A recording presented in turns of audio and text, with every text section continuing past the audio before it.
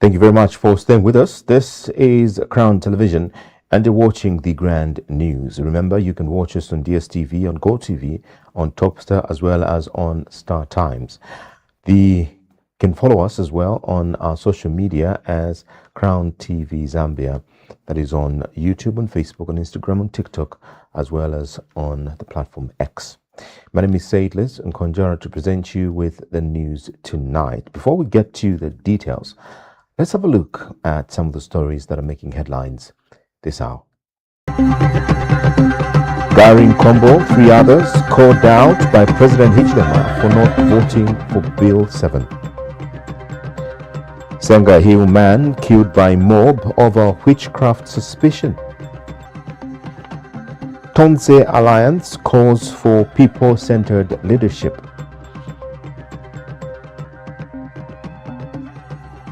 And in sports, the 50th Defense Force Day promotes sports. And now the news in detail. Former Local Government and Rural Development Minister NKOMBO has been named among 4 ministers that belong to the UPND who allegedly did not vote in favor of the Constitution Amendment Bill number 7. President HICHILEMA made the revelation while addressing party members upon arrival at Solwezi Airport in Northwestern Province, where he also named Elijah Muchima, Newton Samakai, and Elias Mubanga.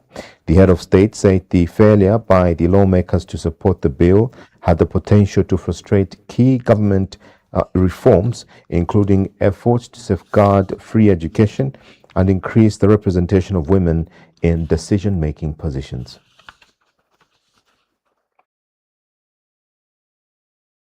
President Hakainde Hichilema has publicly named 4 former party members of parliament whom he has accused of voting against Amendment Bill number 7.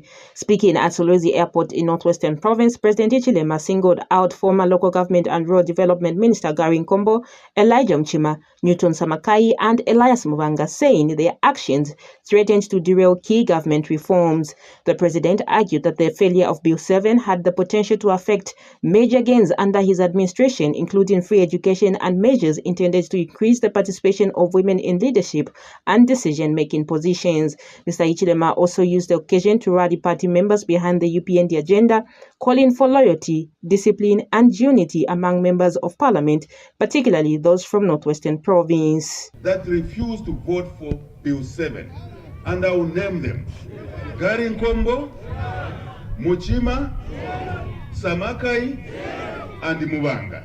We don't want MPs like that, because without Bill 7, there will be no women coming into parliament this coming year.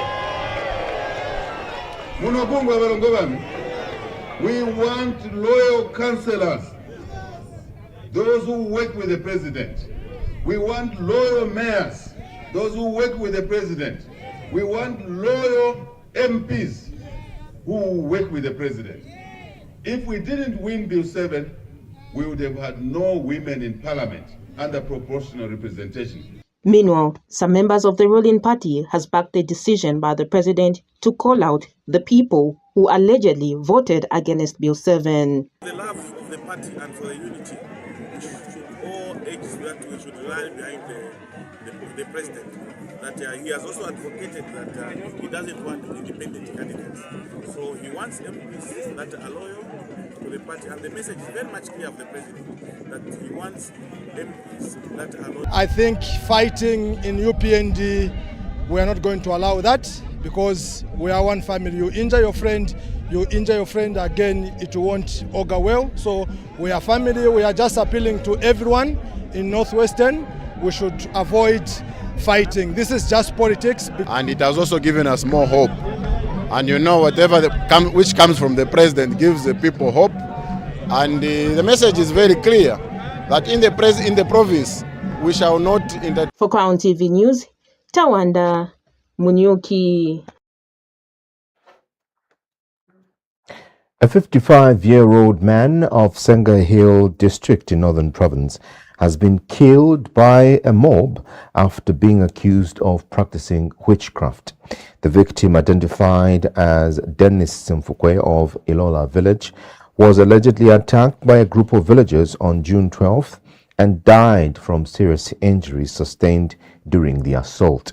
According to the Zambia Police Service, the incident was reported by the deceased's younger brother, Isaac Simfukwe, who alerted authorities after the attack. Police officers who visited the scene found the body lying in a field and immediately launched investigations into the matter. Preliminary findings suggest that the attack was motivated by allegations of witchcraft leveled against the deceased.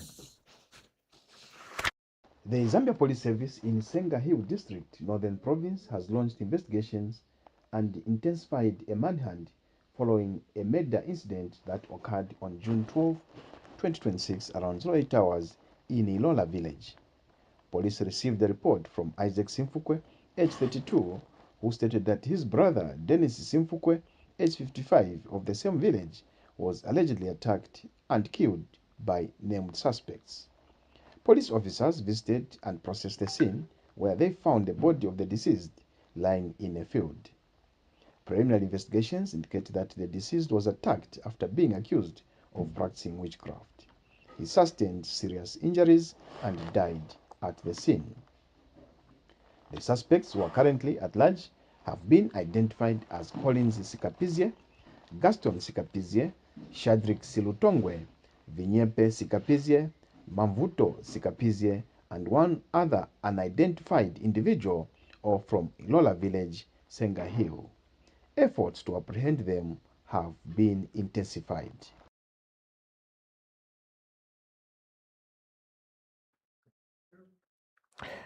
The TONSE Pamosi Alliance says the country needs leadership that is centered on bettering the lives of the people. Speaking when the alliance launched its first campaign rally in Kitwe on the Copper Belt, the alliance president, Brian Mundobile, stated that the country's resources should be put to good use so that they can benefit every Zambian and not a select few. Lots of people in Kitwe district turned out in large numbers to listen to TONSE Pamosi Alliance President Brian Mundobile and his running mate Makebi Zulu. Here, Mr. Mundobile's message was clear.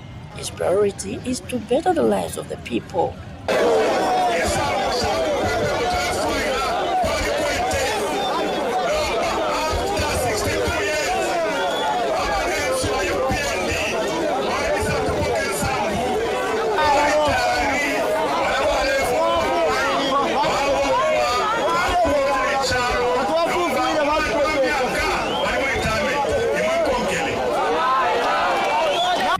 Meanwhile, his vice Makebi Zulu and other alliance supporters said the message is resonating with the Copper Belt residents.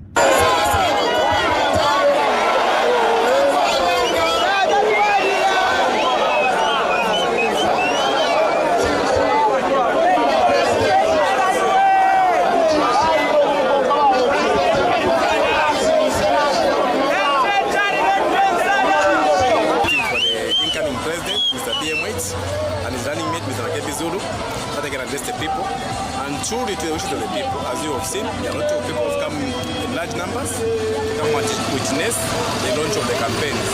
And in the president's speech, the president basically said he has come here in Copper Belt to make sure that the people of Copper Belt be the team leaders and be the game changers. And as he emphasized that to make sure that he put mining at the center of his governance, he also protect the marketeers, to protect the common man, to protect the civil servants. So jealously and reporting that number, the people are eager to change the government. Reporting for Crown TV News, I'm David Kunda in Kitwe District, Copper Belt Province. The non-governmental Gender Organizations Coordinating Council, NGOCC, has praised the government and the Zambia Correctional Service for relocating more than 140 female inmates to the newly established Mwembeshi Female Correctional Facility, describing the move as an important milestone in improving the welfare, dignity, and rights of women in correctional facilities. NGOCC Executive Director Ann Mbewe says the relocation marks an important step towards addressing concerns such as overcrowding and inadequate living conditions for female inmates, while bringing Zambia closer to meeting international standards of treatment of prisoners. The Non-Governmental Gender Organizations Coordinating Council, NGOCC, commends government and the Zambia Correctional Service in particular, following the relocation of over 140 female inmates from the Lusaka Central Correctional Facility to the newly operationalized Mwembeshi Female Correctional Facility. This is a landmark development for the rights and dignity of incarcerated women. The Lusaka Central Correctional Facility, originally designed for fewer than 100 female inmates, had long operated above capacity. The new facility offers improved sanitation, healthcare, and living conditions, including dedicated accommodation for pregnant inmates and mothers with circumstantial children. These improvements represent a significant step towards restoring dignity and supporting the well-being of women in conflict with the law. More than 10,000 cases of gender-based violence were recorded across Zambia during the first quarter of 2026, with women, girls, and children continuing to bear the brunt despite a decline in overall cases. Lusaka province recorded the highest number of criminal GBV cases at 1,677, accounting for 24.4% of the total criminal cases reported countrywide. NKOMBO province followed with 953 cases, while Western and Wapula provinces recorded 746 and 743 cases respectively. According to figures released by the Zambia Police Service, a total of 10,231 GBV cases were reported between January and March this year, representing a decrease of 946 cases or 8.5% compared to the 11,177 cases recorded during the same period in 2025.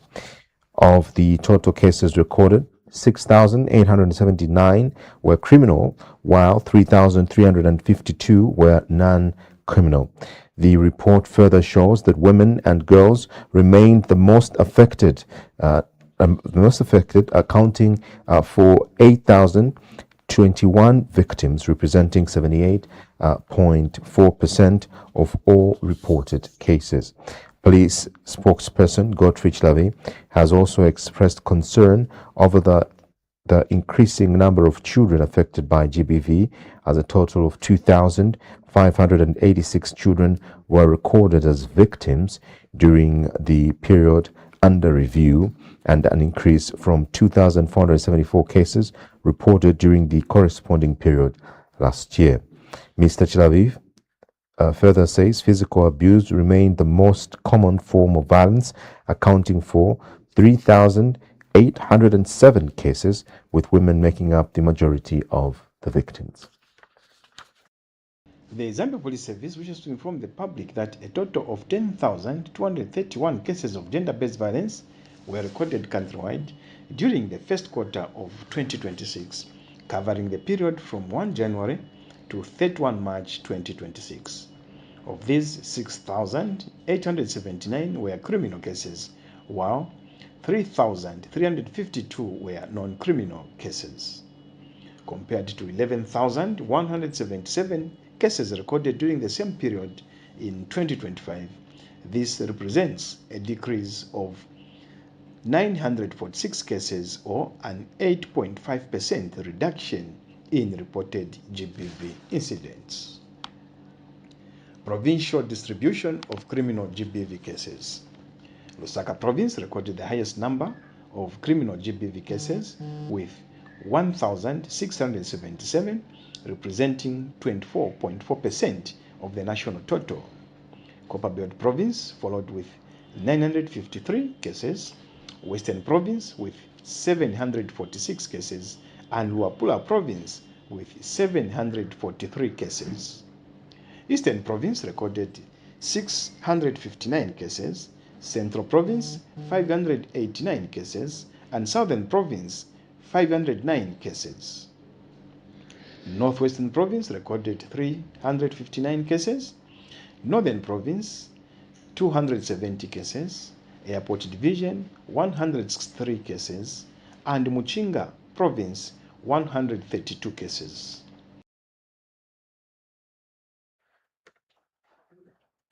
As Zambia counts down to the August 13th general elections, PANOS Institute Southern Africa has called on media to uphold the high standards of professionalism in order to safeguard the integrity of the electoral process. PANOS Institute Southern Africa Executive Director Vusumuzi Sifile says elections are a critical period during which citizens rely heavily on the media for factual, verified, and accurate information to help them make informed decisions. Mr. Sifile says the media has a responsibility to provide balanced, credible coverage, warning that misinformation, disinformation, and unverified reports have the potential to undermine public confidence and fuel tensions. In countdown to the August general elections, the PANOS Institute Southern Africa has urged all media institutions across the country to maintain high levels of professionalism, stressing that responsible journalism is key to protecting the credibility of the electoral process. PANOS Institute Southern Africa Executive Director Vusumuzi Sifile says the election period places a significant responsibility on the media as citizens depend heavily on news outlets for accurate, timely, and verified information that can guide their democratic choices.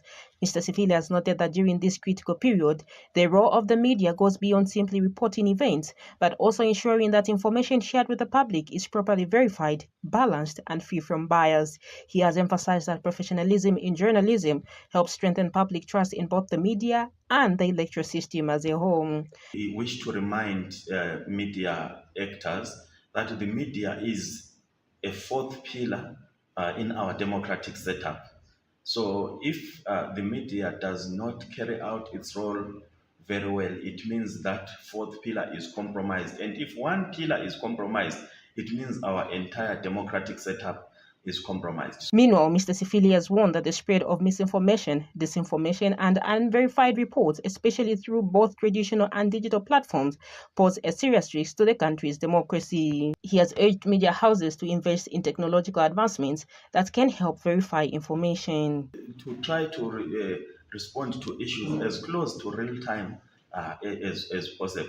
And also, I think media houses must forge cooperations with each other so that there is that network of media actors in terms of verifying content, in terms of ensuring that information moves faster, because you find that misinformation and disinformation, they spread faster than correct content. So we need to also create an environment where true, verifiable content moves faster than the lies that people are subjected to.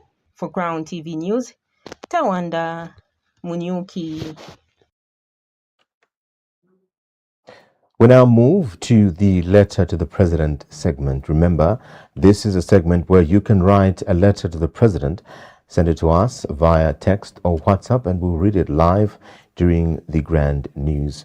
You can send that letter to the number 0974 314 807. Tonight's letter to the president reads, Dear Mr. President, I write to extend my sincere appreciation for the vision and direction reflected in your party manifesto, which continues to demonstrate a strong commitment to national development, economic transformation, and improved livelihoods for the people of Zambia. The manifesto, recently launched, clearly outlines practical interventions aimed at strengthening key sectors such as agriculture, education, health, energy, and job creation. Mr. President, of particular note is the emphasis on economic empowerment, especially for young people and the women, which speaks directly to the needs and aspirations of many Zambians. Dear Mr. President, it is also encouraging to observe the focus on accountability, good governance, and prudent management of public resources. These, Mr. President, are the principles which are essential in building public trust and ensuring that developmental programs deliver real and measurable impact.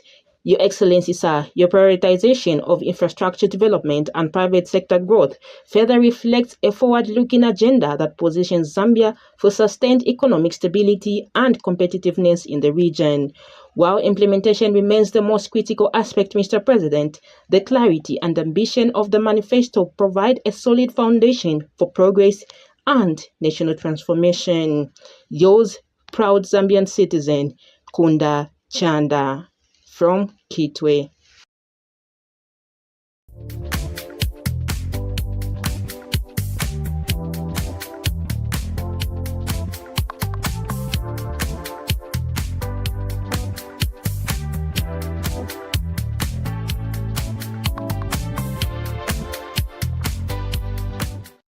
Time now for the weather forecast. The northern parts of Muchinga and northern provinces will be partly cloudy, warm to hot. Maximum temperatures will range between 26 degrees Celsius and 31 degrees Celsius. The evening will be mainly clear, slightly windy, and mild to cool. Northwestern, western, southern, Lusaka, central, Copper Belt, eastern and Luapula provinces, including the southern parts of Muchinga and northern provinces, will be mainly sunny, warm to hot, and the maximum temperatures will range between 25 degrees Celsius and 31 degrees Celsius. The evening will mainly be clear, slightly windy, and mild to cool. This weather update is as compiled by the Zambia Meteorological Department, a department under the Ministry of Green Economy and Environment. We take a short break. When we are back, more stories coming up. Stay tuned.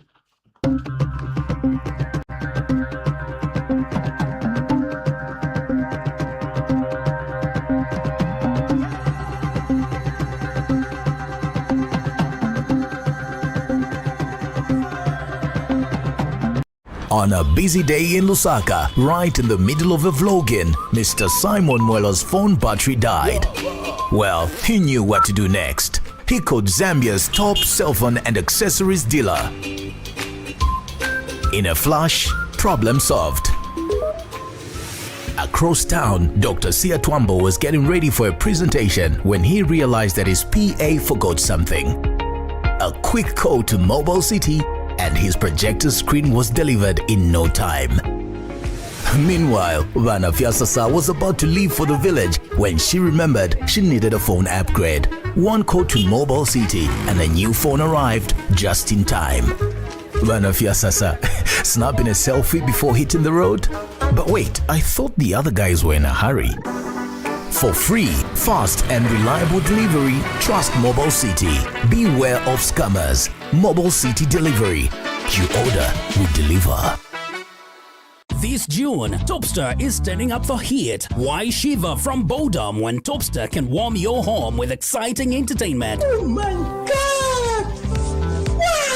Antenna Classic OD Smart. Get ready for unlimited blockbuster movies and captivating telenovelas on TNT and Novella E+.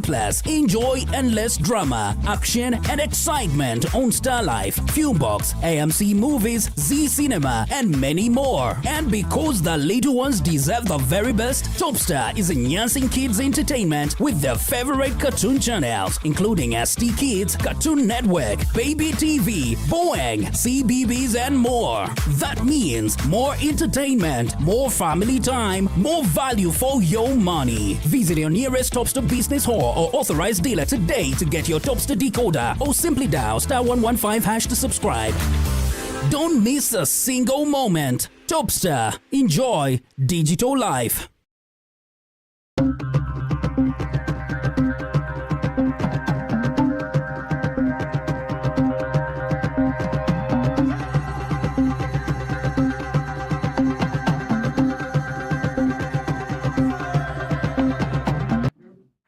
Thank you very much for staying with us. We now continue with these stories.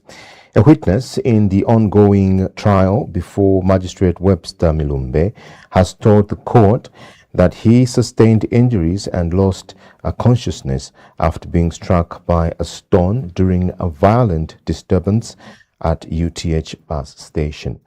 Charles Coupe is a bus conductor at the station, testified that the incident occurred when a group of individuals allegedly arrived in several vehicles and assaulted bus station officials and drivers, leading to chaos and injuries. A witness in the ongoing trial, Charles Coupe, a bus conductor at University Teaching Hospital bus station, testified before the court that he was among several people present at the station when a group of individuals arrived in about 8 vehicles dressed in red attire. This is in a case where police on the 9th of January 2022 apprehended several suspects in connection with a recent brutal clash between minibus drivers and some suspected criminals at UTH bus station. According to Mr. Coupe, the group seized Clement, a disciplinary leader at the bus station, and took him to the UPND branch office located at UTH, where they allegedly assaulted him. Mr. Coupe told the court that Clement later managed to escape and ran to where the drivers were gathered. However, the group followed him and allegedly began beating the drivers as well. He stated that as he attempted to flee from the commotion, a stone was thrown at him, striking him on the left side of his ribs. He fell to the ground, lost consciousness, and only regained awareness while admitted at the University Teaching Hospital. The witness informed the court that the person who threw the stone that injured him was not among the accused persons before the court. However, he identified accused persons number 1, 4, 7 and 9 as being among the individuals dressed in red who had arrived at the scene that day. He further testified that after regaining consciousness, he reported the matter to Kabwata police station. While at UTH, he underwent medical examinations including a scan and was given medication. He also told the court that he possessed hospital documents confirming that he had been struck by a stone, lost consciousness and was admitted to the hospital. During cross-examination, Mr. Coupe said the incident occurred around 13 hours and confirmed that many people were present at the bus station at the time. He agreed that he was injured as a result of the confusion and admitted that he did not see the individual who threw the stone. When asked whether any of the accused persons before the court were responsible for throwing the stone, he responded that he did not see any of them do so, although he had seen them arrive in the vehicles. The witness stated that accused number 4 was a good friend of his and did not throw the stone that injured him. He said he had seen accused number 7 for the first time on the day of the incident and maintained that he was among those present. Regarding accused number 9, Mr. Coupe said they were familiar with each other from the bus station and confirmed that accused number 9 was not the person who threw the stone at him. Mr. Coupe further testified that he was admitted to UTH for 1.5 days. During questioning on his medical records, he stated that police officers came to the hospital and that the medical report was dated 9th January 2026. He confirmed that he was discharged on 11th January 2026 and acknowledged that the examining doctor's report was dated 14th January 2026 after he had already been discharged. The witness also confirmed that the police took him for an identification parade. When asked why he had not mentioned this during his earlier testimony, he responded that he had never been asked about it. He told the court that he reported 2 individuals to the police as being responsible for assaulting him, explaining that they were the people who had attacked him. He further stated that it took 6 days after the incident for him to attend the identification parade. When asked whether he held any grudge against the individuals he had identified before the incident, Mr. Coupe said he had no prior disputes with them. He also testified that the bus station leader he had referred to was a member of the UPND and that the individuals who arrived in the vehicles dressed in red were also from the UPND. Following the witness's testimony, the court adjourned the matter to 13th July 2026 for continued trial proceedings. The accused person's bail is extended. Kundej Sachingalesu Ngandu, reporting for Crown TV News in Lusaka. The Zambia Police Service has dismissed allegations that it uses excessive force in crowd control, saying officers follow established professional guidelines when managing public gatherings.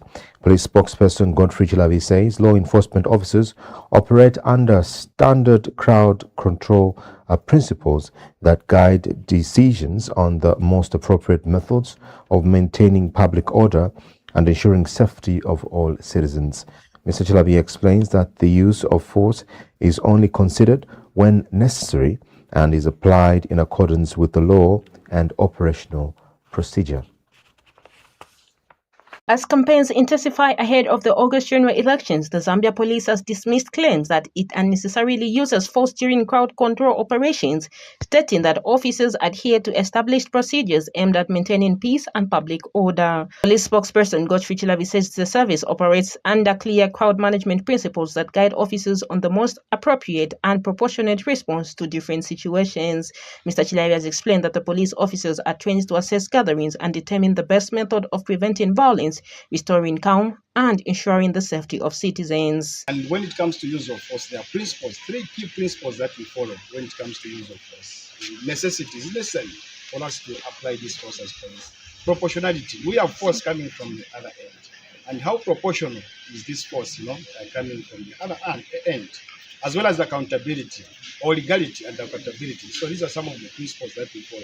So as the situation is happening, the supervisor will be, determining what methods and rules of engagement that needs to be applied by the police as the situation is happening. Otherwise, mostly it's three principles that we follow: proportionality, legality, and necessity. Meanwhile, Mr. CHILABI has urged political parties, supporters, and the general public to operate within the confines of the law and refrain from acts that may threaten peace and security during the election period.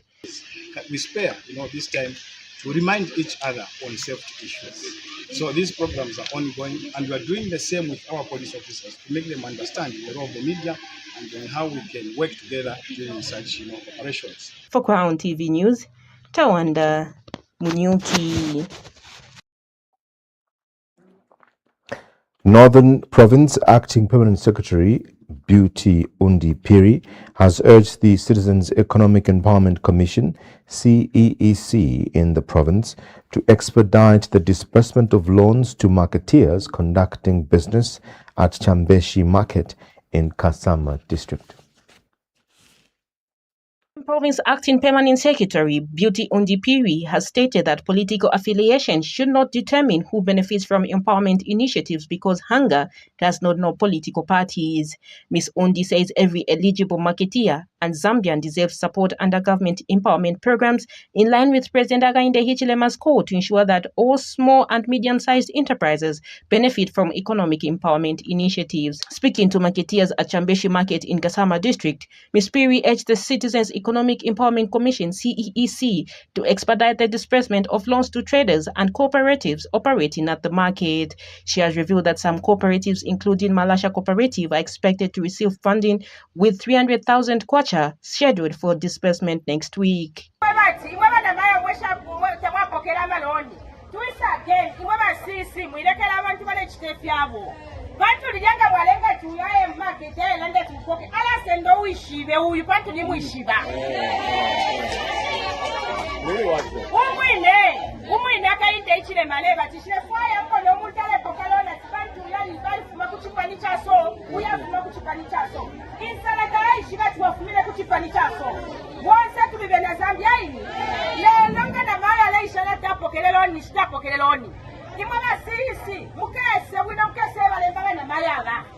Meanwhile, the acting permanent secretary has also assured marketeers that construction of the first phase of the demolished market shelter will commence soon and is expected to be completed within the next 3 months. She stated that government will provide modern toilet facilities and a reliable water supply at the market to improve sanitation and create a better trading environment.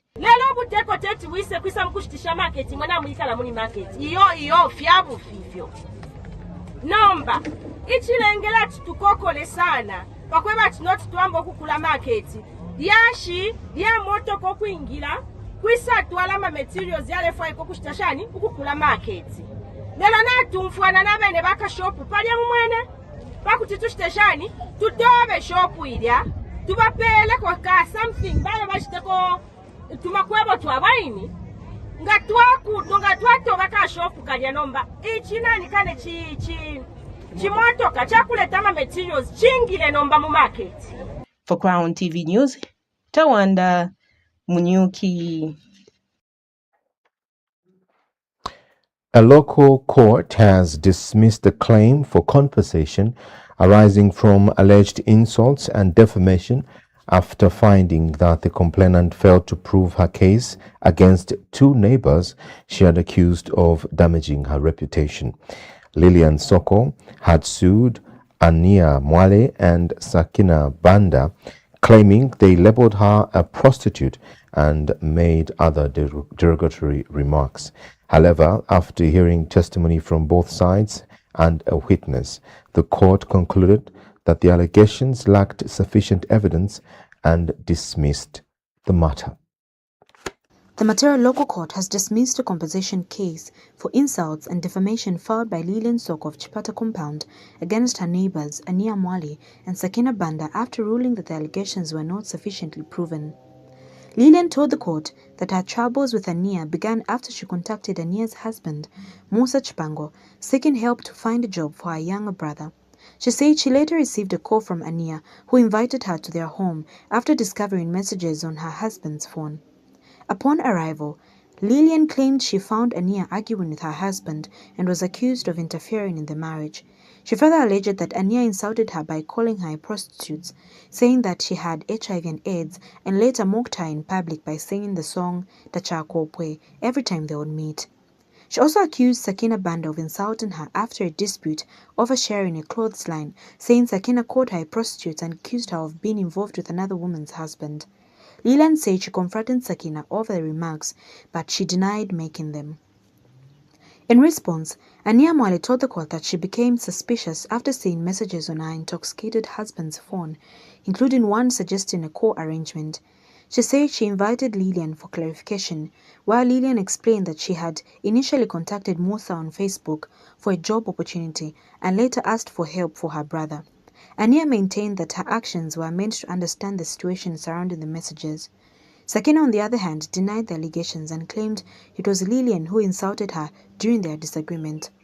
Witness Musa Chipango confirmed that Lillian had approached him on Facebook seeking employment and that he had informed her that the women were not employed at his workplace, though he later continued communicating with her regarding help for her brother.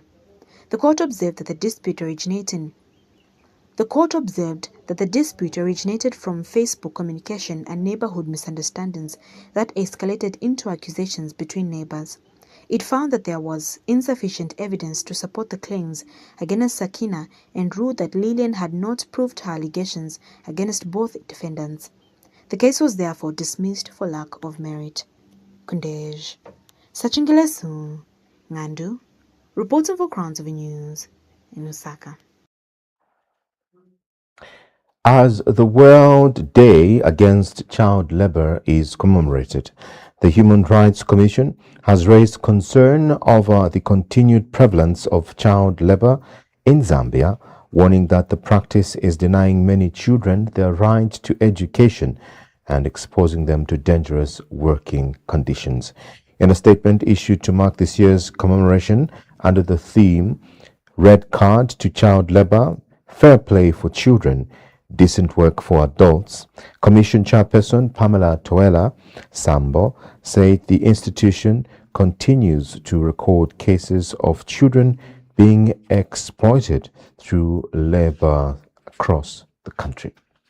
The Human Rights Commission joins the international community in commemorating the World Day Against Child Labor under the 2026 theme, Red Card to Child Labor, Fair Play for Children, Decent Work for Adults.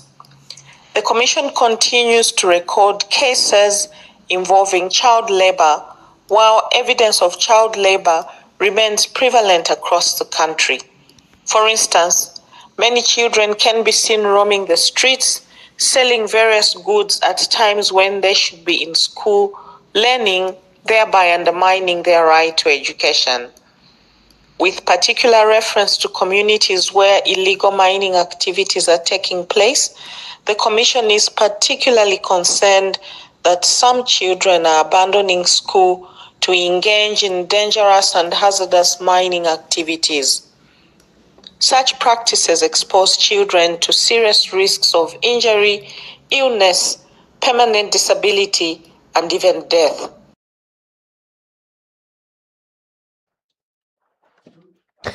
A local court has ordered a woman from 6 Miles area to pay 3,185 kwacha to her relative following a dispute over money from a clothing business transaction.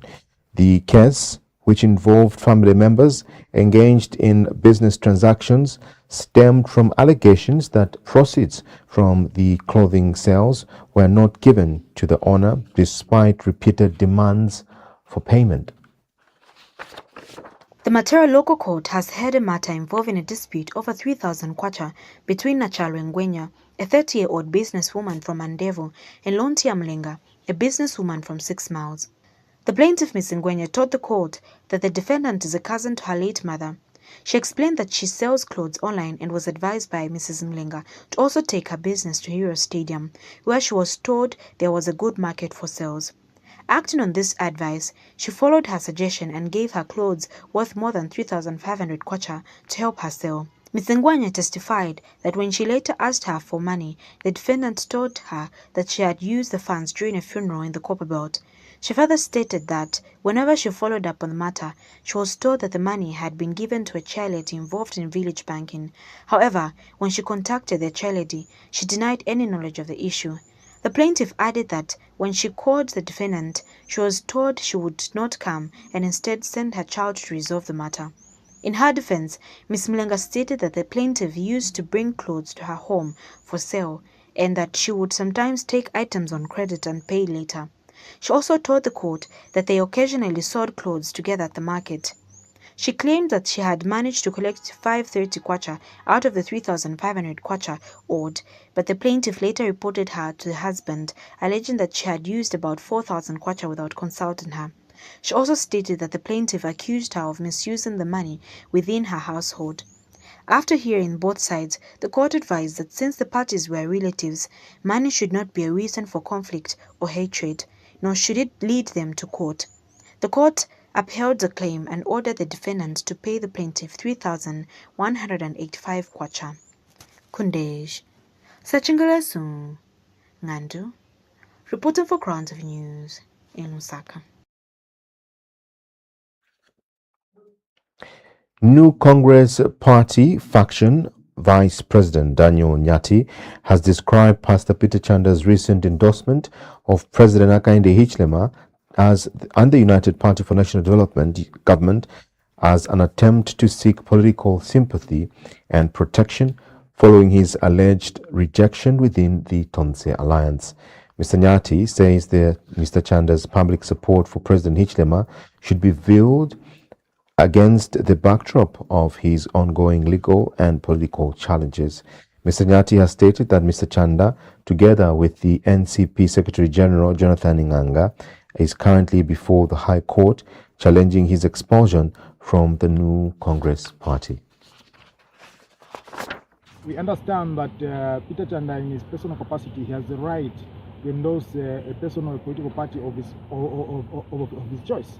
However, we feel that that endorsement, of course, using the name of New Congress Party, is not the right channel to use, because we want to tell President Hakainde Hichilema and the UPND that Peter Chanda only decided to endorse the president and the UPND after his failed bid to be accepted by the TONSE Alliance as well as the Pamozi Alliance. He tried by all means to get there, but they could not accept him because he is a reject. Now that he is a reject, he thinks that UPND is the garbage where UPND is the dustbin where he can go and be accepted. For us, we want to caution the UPND to be extremely careful with Peter Chanda, because Peter Chanda is one man who had even failed to stand against President HICHILEMA. He only failed to proceed because we could not give him the adoption certificate as the legitimate office bearers of the new Congress Party. We could not give him the adoption certificate as the matter is still outstanding in.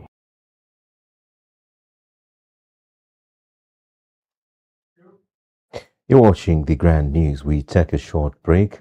We circle back with sports. Stay tuned.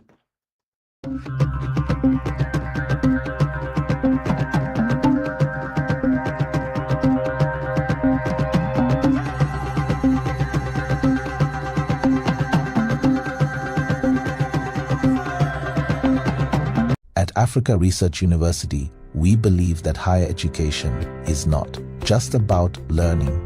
It's about transformation, impact, and excellence. Our postgraduate programs, including the Doctor of Philosophy in Development Studies, are designed for professionals and researchers who seek to contribute meaningfully to knowledge, policy, and practice. Each doctoral journey is research-driven and culminates in a dissertation, reflecting the highest academic standards. In addition, we offer a wide range of master's programs, from public health to education management, public administration, and the Master of Business Administration with diverse specializations like economics, strategy and leadership, project management, human resource management, marketing, management, and financial management, empowering you to lead with vision and expertise. At the undergraduate level, our Bachelor of Business Administration provides multiple specializations like business management, economics and finance, project management, human resource management, marketing management, education management, financial management, corporate risk and security, management and purchasing and supply, all tailored to today's global and regional market needs. Why choose Africa Research University? Because we combine flexible study options, affordable fees, world-class online learning platforms, and an international perspective, all committed to shaping graduates of excellence. Begin your journey today. Contact our admissions team on +2 60 77 30 2934. That's +2 60 77 30 2934 or email marketing@africaresearchuniversity.com. Africa Research University. Grow, prosper, excel. Everyone wonders why I'm always jovial and happy. Every day, every time. At work, even under pressure. At play, always under control. Even with Bay, I always shine. And today, I get to share my secret companion, Best Kombucha. Gives me the energy but also boosting my immune system as I go by my day-to-day activities. Toileta mami, we best kombucha sonwengu. Toileta daddy, we best kombucha sonwengu. Iye nani best kombucha. Best kombucha. Iye nani mwa kombucha. Now you know. Best kombucha. Iye nani best kombucha. You drink kombu best kombucha.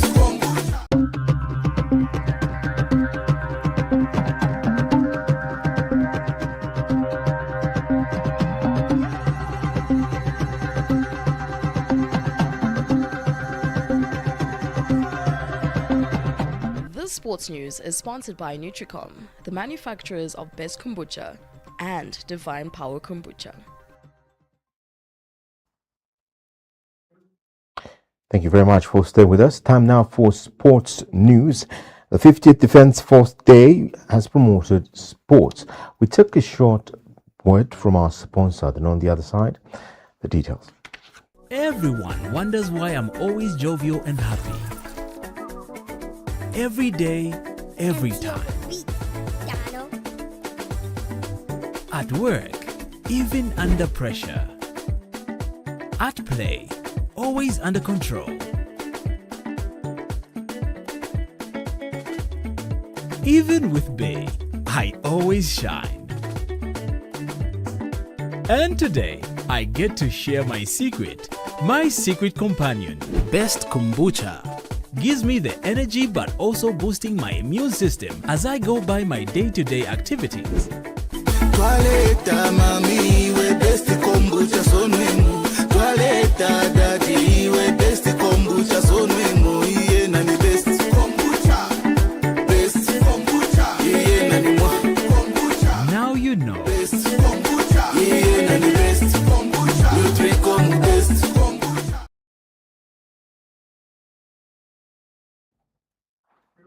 This sports news is sponsored by Celebrations marking 50th Defence Force Day took place at the OIDC Zambia Sports Development Center in Lusaka, with military personnel, government officials, and invited guests gathering to commemorate the milestone. This year's event was held under the theme Unity in Service, Strength in Bonds, Friendship Through Sports, highlighting the role of sports in promoting unity, teamwork and camaraderie within the Defence Force. The Golden Jubilee celebrations mark 50 years since the unification of Zambia Army, Zambia Air Force and Zambia National Service into the Zambia Defence Force.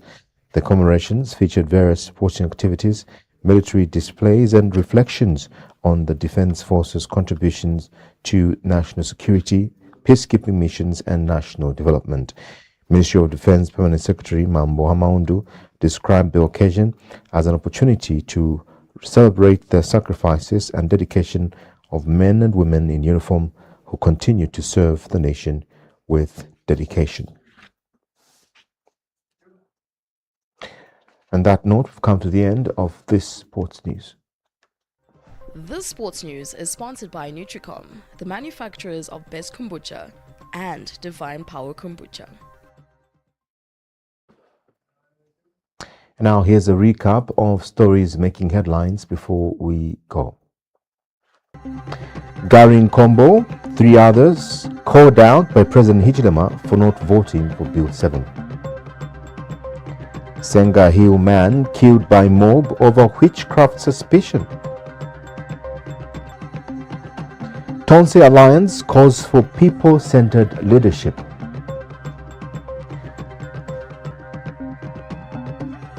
And in sports, 50th Defence Force Day promotes sports.